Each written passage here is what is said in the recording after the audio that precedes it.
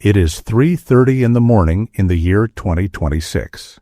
You are sitting alone in the dark in a high-rise luxury penthouse. The entire city is asleep below you, but you are wide awake. Your eyes are bloodshot.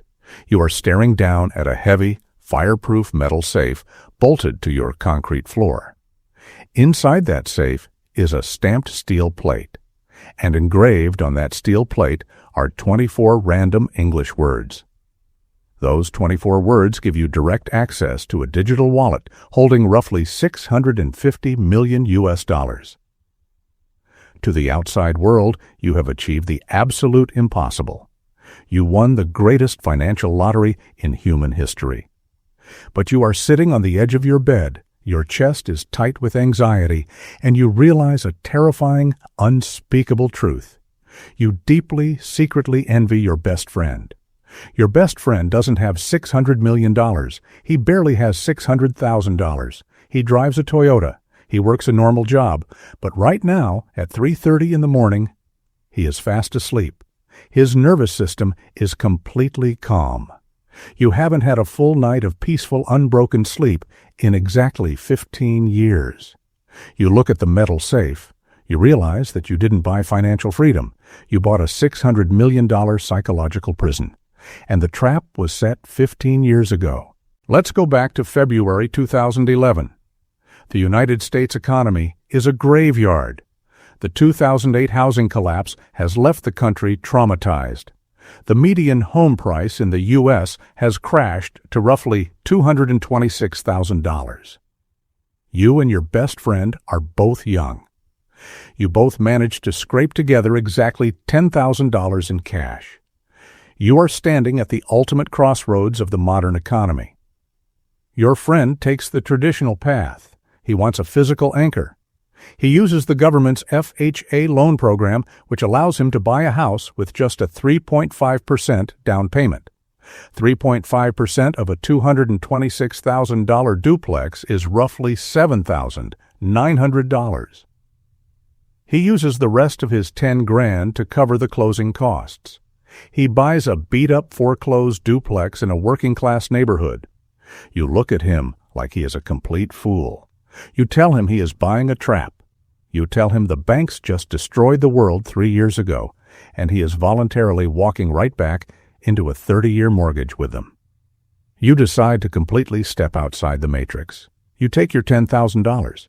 You wire it to a sketchy, unregulated exchange in Japan called Mt. Gox. Bitcoin has just reached exactly $1. You hit the buy button. You officially own 10,000 Bitcoins. For the first few months, you feel like an absolute genius. By June of 2011, your $1 Bitcoin spikes to $31. Your $10,000 investment is suddenly worth $310,000. You call your friend. You're practically screaming into the phone. You tell him you're about to be a millionaire. Your friend is exhausted. He spent his entire weekend unclogging a disgusting toilet in the other half of his duplex because his tenant flushed paper towels down the drain. He tells you he is happy for you, but he has to get back to work. You hang up the phone, completely intoxicated by the digital high. And then, the brutal reality of the digital matrix violently snaps its jaws shut.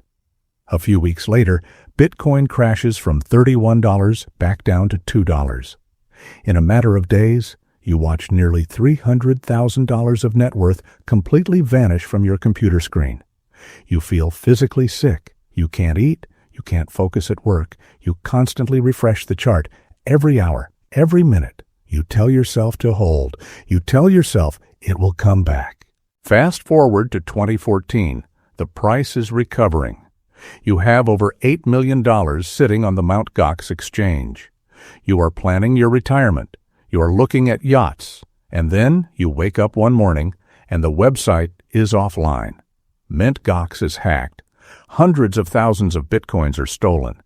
The exchange goes bankrupt. For 3 days, you don't know if your 10,000 coins are gone forever. You experience a level of raw, unfiltered panic that humans are biologically not meant to feel. You manage to get your coins out just in time. You realize that you cannot trust any exchange on Earth. You buy a cold storage hardware wallet. You write down your seed phrase. But a new, much darker paranoia infects your brain. If you lose that piece of paper, your millions of dollars are gone forever. There is no customer service line to call. There is no bank manager to help you reset your password. You are entirely, completely on your own. You buy a fireproof safe. You engrave the words into metal. You memorize them. You silently repeat the 24 words in your head while you are driving, just to make sure you haven't forgotten them. You have essentially become an unpaid 24/7 security guard for your own wealth. Let's cut back to your friend. It is now 2017. Your friend has had a boring, frustrating, incredibly slow 6 years. He has dealt with leaky roofs. He has dealt with tenants who paid rent 2 weeks late. He has spent thousands of dollars fixing a broken HVAC unit in the middle of summer. But let's look at the actual mathematical reality of his life. His wealth is tied to a physical, tangible asset. He doesn't check the price of his house every 5 minutes because the house only gets appraised when he wants to refinance. His property value doesn't drop 40% on a Sunday night just because a billionaire in Silicon Valley sent out a negative tweet. But the most powerful part of his strategy is the invisible leverage. He used the bank's money to buy the house, but his tenants are the ones actually paying down the debt. Every single month, his renters write a check, and a portion of that check goes directly toward building his equity. And when tax season comes, he is mathematically protected. He isn't paying massive capital gains taxes. He writes off the mortgage interest. He writes off the property taxes. He uses depreciation to legally shield his rental income from the IRS. Combined with standard deductions, his tax burden is incredibly light. His wealth is heavily insured. If his duplex burns to the ground, an insurance company writes him a check to rebuild it. If you lose your piece of metal, you are financially dead. Your friend has physical friction, but he has psychological peace. You have absolutely zero physical friction, but your mind is a permanent war zone. It is the year 2022. Bitcoin has hit $69,000, and then the FTX collapse completely shatters the market. It crashes under 20,000. Your net worth violently swings by hundreds of millions of dollars in a matter of months. You cannot tell anyone about the money. In the early days, you used to brag about Bitcoin. But now that your wallet is worth $350 million, you're terrified. You realize that in the physical world, wealth is protected by the legal system. But in the digital world, if someone finds out you have 10,000 Bitcoins, you become a massive target. They don't need to hack the blockchain. They just need to follow you home, hold a $5 wrench to your head, and force you to say the 24 words. You distance yourself from old friends. You live in a state of constant, low-level suspicion. You date women, but you always wonder if they are looking at you or looking at your invisible vault. You have achieved the ultimate level of the game, and your prize is complete, total isolation. Which brings us right back to tonight. To the year 2026. Bitcoin is surging. Your 10,000 coins are worth over $600 million. Your friend from 2011 just sold his duplex. The market exploded over the last 15 years. Between the massive appreciation and the debt his tenants paid down, he walked away with roughly $600,000 in pure liquid cash.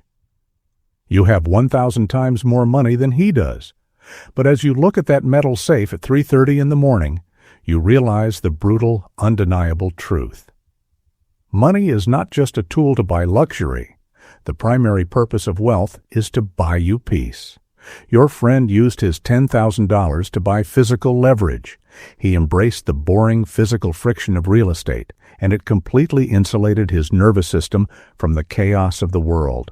He takes vacations with his family. He sleeps a full 8 hours.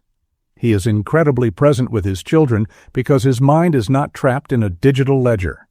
You used your $10,000 to step entirely outside the physical matrix. You won. You beat the government. You beat the banks. You own an unconfiscatable, mathematically perfect asset. But you traded your youth, your mental health, and your peace of mind to hold it. You are a billionaire on a computer screen, but you are a prisoner in your own mind. The American economy offers you two types of friction. You can deal with the physical friction of tenants, properties, and the real world. Or you can deal with the psychological friction of a digital asset that trades 24 hours a day, 7 days a week, and never, ever lets you sleep. There is no such thing as free millions. You will pay the price. The only question is which currency you are willing to pay it in. Stop looking for the zero-friction shortcut. It doesn't exist. Subscribe to The Wealth Archive. Understand the matrix. Build your physical anchor and buy back your peace. We will see you in the next one.